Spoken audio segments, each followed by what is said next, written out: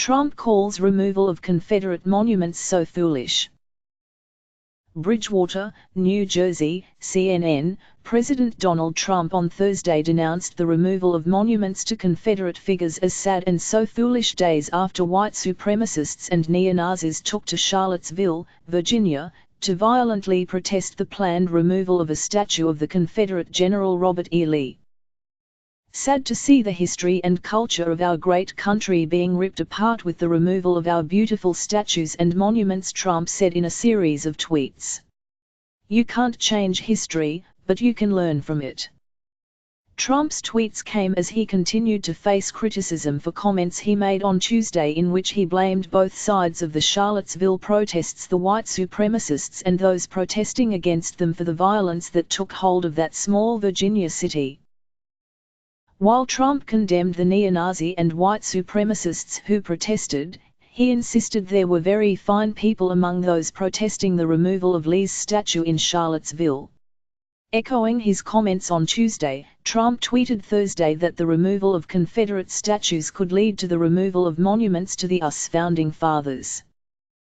Robert E. Lee, Stonewall Jackson, who's next, Washington, Jefferson? So foolish. Trump tweeted. Also, the beauty that is being taken out of our cities, towns and parks will be greatly missed and never able to be comparably replaced.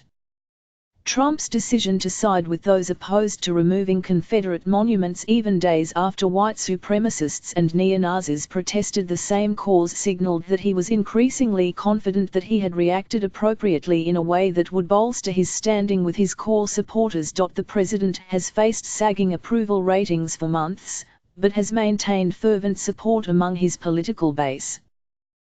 The tweets also came as Trump continued to face a torrent of criticism for his remarks, with several prominent Republican leaders admonishing Trump for his response.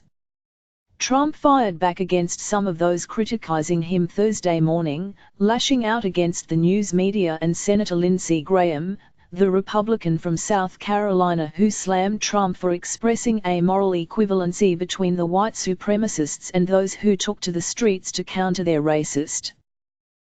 Trump rebuked Graham for what he termed a disgusting lie and forcefully reminded Graham that he had solidly defeated him in the South Carolina Republican primary 18 months earlier. In his tweet slamming the news media, Trump argued the media totally misrepresent what I say about hate, bigotry, etc.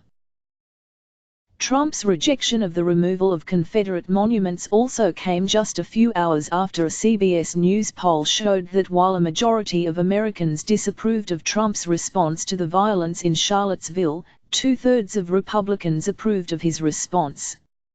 The poll, however, was conducted in part before Trump's impromptu news conference on Tuesday.